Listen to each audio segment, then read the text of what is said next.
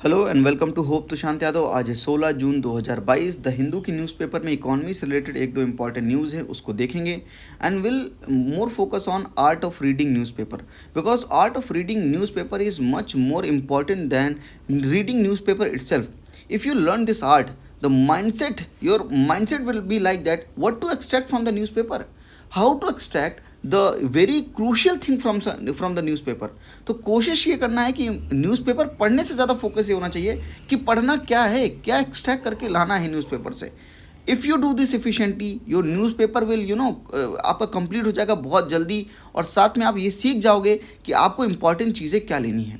तो एक दो एग्जाम्पल से, इकॉनमी के कभी एग्जाम्पल से, कभी किसी और के एग्जाम्पल से मैं आपको कोशिश करता हूँ ये बताने की कि पढ़ना कैसे है, how should be your mind setup for the newspaper. वो कोशिश है मेरी यहाँ पर, ठीक है। न्यूज़पेपर में है the trade gap widens as import such 63%। तो हमारा इम्पोर्ट, मर्चेंडाइज इम्पोर्ट बढ़ रहा है, एक्सपोर्ट भी बढ़ रहा है, पर इम्पोर्ट बहुत तेज़ी से बढ़ रहा है। दोनों के बढ़ने के कारण कि ये क्या हो रहा है, क्योंकि ये गैप बढ़ रहा है, उसकी वजह से हमारा ट्रेड डेफिसिट बढ़ रहा है। अप्रॉक्स $24.29 बिलियन का हमारा ट्रेड डेफिसिट हो गया है। तो ऐसी न्यूज़ के पीछे इंपॉर्टेंट क्या है, the concept itself is very much important. तो कॉन्सेप्ट, इकोनॉमी में कॉन्सेप्ट बहुत इंपॉर्टेंट होते हैं। तो इसके पीछे का balance of payment, balance of trade क्या होता है, बैलेंस ऑफ इन्विजिबल क्या होता है, करंट अकाउंट क्या होता है, कैपिटल अकाउंट क्या होता है, डेफिसिट क्या होता है, ये सब चीज़ें इंपॉर्टेंट है। तो मैंने आपको इकोनॉमी का पूरा कोर्स पढ़ाया जो कि यूट्यूब पर है, फ्री ऑफ कॉस्ट है। जब हम यूनिट नंबर 6 डिस्कस कर रहे थे ओपन इकोनॉमी, तो मैंने आपको ये पूरा स्ट्रक्चर वाइज समझाया, हर चीज़ स्ट्रक्चर के साथ समझाइए ताकि वो चीज़ आपके दिमाग में बैठे। तो मैंने आपको वहाँ पर करंट अकाउंट बताया, कैपिटल अकाउंट बताया।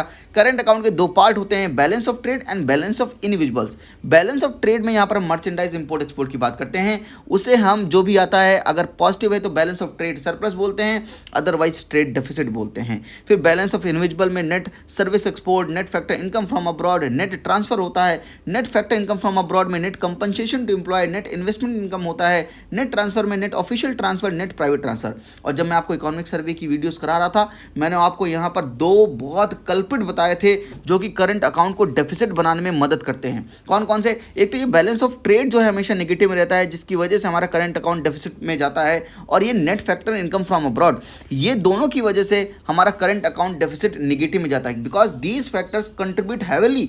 अब बहुत ढेर सारा निगेटिव में होते हैं, क्योंकि यहाँ पर सर्विस पॉजिटिव में होती है, हमारा नेट ट्रांसफर पॉजिटिव में होता है। तो बचे क्या? यही दोनों बचे, जिसकी वजह से अगर डेफिसिट हो रहा है तो इन्हीं की वजह से हो रहा है। That's why current account deficit is contributed because of balance of trade and net factor income from abroad. तो बैलेंस ऑफ ट्रेड जो है हमारा, इस समय हम इसकी बात कर रहे हैं और ये बढ़ रहा है, ऐसा ये न्यूज़ बोल रही है। क्यों? क्योंकि इंपोर्ट एक्सपोर्ट दोनों बढ़ रहे हैं, पर इंपोर्ट इज़ बहुत तेज़ी से बढ़ रहे हैं, उनकी ग्रोथ बहुत तेज़ी से है, जिसकी वजह से वो गैप वाइडन हो रहा है। फिर कैपिटल अकाउंट में लोन होता है, net external assistance, short term external debt, net external commercial borrowing, investment होता है, बैंकिंग होता है, एफडीआई एफपीआई होता है। ये सब आप चीज़ें जानते हैं, दीज आर बेसिक्स। मैंने आपको ओपन इकोनॉमी में पढ़ा रखा है। जिस तरह से मैंने यहाँ पर आपको ओपन इकोनॉमी में current account and capital account पढ़ा रखा है, मैंने यूनिट नंबर 3 में आपको physical policy of the government में गवर्नमेंट के revenue account and capital account के बारे में समझा रखा है। सो प्लीज़ हर चीज़ को कोरिलेट करके पढ़ना है। तो मैं आपके साथ कर क्या रहा हूँ, एक्चुअली मैंने आपको इकोनॉमी का पूरा कोर्स करवा दिया, मैंने आपको इकोनॉमी का पूरा कोर्स करवा दिया, साथ में मैंने आपको इकोनॉमिक सर्वे और बजट करवा दिया। इकोनॉमी के मैंने current affairs and contemporary issues आपको करवा दिए, बहुत important, Gati Shakti, national infrastructure pipeline, national monetisation pipeline, national bank for financing infrastructure and development, बहुत सी चीज़ें मैंने आपको करवाई। साथ में इकोनॉमी के मैंने की कॉन्सेप्ट कवर करवाता रहता हूँ, और अभी इन न्यूज़ के तरीके से मैं आपका करंट अफेयर भी इकोनॉमी का कवर करवा रहा हूँ। तो इकोनॉमी का सब कुछ आपका कवर हो रहा है एक जगह पर। साथ में मैं आपको कवर कैसे करते हैं ये भी समझा रहा हूँ। आई होप कि आप समझ रहे हैं कि मैं इस चैनल पे आपके साथ करना क्या चाहता हूँ। तो ट्रेड गैप वाइडन्स हो रहा है, आप समझ गए कि किस ट्रेड की बात कर रहे हैं। हमारा जो मर्चेंडाइज एक्सपोर्ट था वो मई में 20.6% से रोज़ हुआ, मतलब $38.94 बिलियन से इंक्रीज़ हुआ, और इसकी वजह से इंपोर्ट भी बहुत तेज़ी से बढ़ा, अप्रॉक्स $63.22 बिलियन का इंपोर्ट है हमारा, एक्सपोर्ट हमारा 38 का है, तो हमारे पास कम से कम $24.29 बिलियन का हमारे पास ट्रेड डेफिसिट है। ये नंबर याद नहीं करने हैं, अप्रॉक्स आपको वैल्यू पता होना चाहिए, चल जाएगा काम। हमारा इंपोर्ट डबल हो गया है ऑयल में, तो ऑयल जिसकी वजह से ऑयल का प्राइजेस भी बढ़ रहा है, और हमारा इंपोर्ट भी डबल हो रहा है, जिसकी वजह से हमारा ये ट्रेड जो है, इंपोर्ट बिल जो है बढ़ रहा है, और ट्रेड डेफिसिट जो है वो बढ़ रहा है।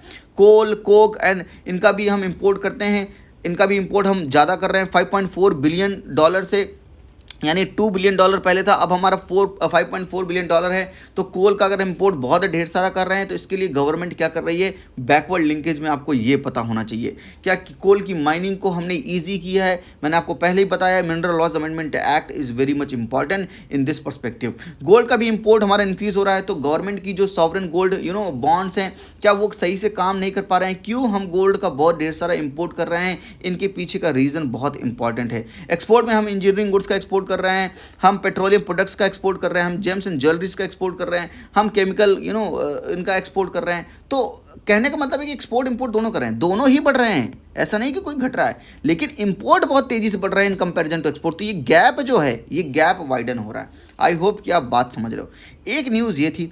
दूसरा ये था कि यूएस का फेडरल रिजर्व ने अपने रेट बढ़ा दिए हैं 75 बीपीएस से, बेसिस पॉइंट से। 75 मतलब 75/100 कितना परसेंट हुआ? 0.75% से अपने इंटरेस्ट रेट बढ़ा दिए हैं इन्फ्लेशन को टेम करने के लिए। तो जैसे आरबीआई काम कर रहा है, आरबीआई अपने रेपो रेट को बढ़ा रहा है। पहले उसने 40 बेसिस पॉइंट से बढ़ाया था, फिर 50 बेसिस पॉइंट से बढ़ाया था, अब जाकर 4.9% पे हमारा रेपो रेट है। 4 था, फिर 4.4 हुआ, 4.9 हुआ।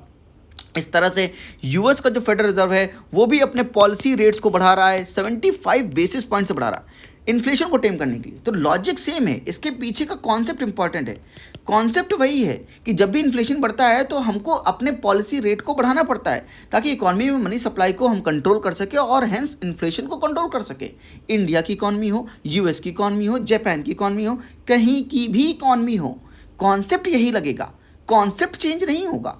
साथ में इंपॉर्टेंट चीज़ और क्या है, अगर यूएस अपने फेडरल रिजर्व इतनी तेज़ी से बढ़ा रहा है, जो कि पहले कभी नहीं हुआ, 1994 के बाद से सबसे बड़ा ये मूव है, सबसे ज़्यादा जंप है। तो ये इंपॉर्टेंट इसलिए भी है क्योंकि अगर इतने बेसिस पॉइंट से बढ़ा रहा है, हमारी इंडिया की इकॉनमी से अगेन जो फॉरेन पोर्टफोलियो इन्वेस्टर्स होंगे उनका फिर से कैपिटल प्लाइट होगा, कैपिटल यहाँ से बाहर जाएगी, ये कॉन्सेप्ट है। तो कैपिटल अगर बाहर जाएगी तो अगेन हमारा रुपया पहले से ही बहुत डिप्रिशिएट कर रहा है, तो रुपया हमारा और डिप्रिशिएट करेगा, रुपया वीक होगा, एक्सपोर्ट चीप होंगे पर इंपोर्ट और ज़्यादा कॉस्टली होंगे, तभी हमारा इंपोर्ट बिल बढ़ रहा है। क्या आपको ऐसा लगता है? कमेंट करके बताइएगा। तो जब भी यूएस का फेडरल रिजर्व अपने इंटरेस्ट रेट बढ़ाता है तो हमारी इकॉनमी से कैपिटल का आउटफ्लो होता है, एफपीआई भागता है अपना पैसा निकाल कर, क्योंकि यूएस की इकॉनमी बड़ा बहुत ज़्यादा इंपॉर्टेंट हो जाती है, बहुत ज़्यादा इन्वेस्टमेंट के लिए ठीक हो जाती है। आप बोल सकते हैं कि वर्ड याद नहीं आ रहा, अट्रैक्टिव हो जाती है, जिसकी वजह से आपका इन्वेस्टमेंट जो है अच्छा हो जाएगा, वहाँ पर आपको वहाँ पर रिटर्न अच्छे मिलेंगे। तो ये सब लोग अपने बॉन्ड मार्केट, शेयर मार्केट से पैसा निकाल के भागते हैं, जिसकी वजह से हमारा रुपया डिप्रिशिएट करता है।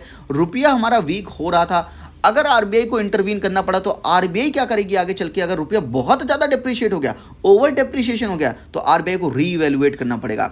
RBI can intervene in the market and can pump some dollar in the market, जिसकी वजह से हम ये काम कर सकते हैं। और आरबीआई एक काम और कर सकता है, यहाँ पर अगर रुपया बहुत ढेर सारा डिप्रिशिएट हुआ तो अगेन आरबीआई डॉलर रुपये का स्वैप कर सकता है। ये सब इसमें नहीं लिखा है, मैं आपको बता रहा हूँ, ये कॉन्सेप्ट है पीछे। डॉलर रुपये का स्वैप कर सकता है, तो डॉलर को पंप कर सकता है, रुपया खींच सकता है। तो हमसे यहाँ पर दो फायदा होगा, डॉलर पंप होगा तो हमारा रुपया स्ट्रांग हो जाएगा, रुपया रीवैल्यूएट हो जाएगा, और क्योंकि आपने डॉलर बेचा और रुपया अंदर गया, यानी मनी सप्लाई को कम किया, तो आप इन्फ्लेशन को भी कंट्रोल कर सकते हैं। तो एक तीर से दो निशाने साध सकते हैं डिपेंडिंग अपॉन द आरबीआई। अगर डॉलर रुपये स्वैप ऑक्शन करेगा तो रीवैल्यूएट भी कर सकता है रुपया को, और साथ में इन्फ्लेशन को भी इकॉनमी में कंट्रोल कर सकता है। तो जब यूएस का फेडरल रिजर्व अपने इंटरेस्ट रेट बढ़ाता है तो उसकी इंडियन इकॉनमी पर क्या इंपैक्ट पड़ता है, ये आपको समझ में आना चाहिए। तो इसके पीछे ये न्यूज़ है, इसके पीछे का जो लॉजिक है, जो कॉन्सेप्ट है, वो इंपॉर्टेंट है। इकॉनमी में कॉन्सेप्ट बहुत इंपॉर्टेंट है, बैकवर्ड कॉन्सेप्ट बहुत इंपॉर्टेंट है। आई होप कि आप समझ पाए, ये दोनों न्यूज़ भी समझ पाए और ये भी समझ पाए how to read the newspaper.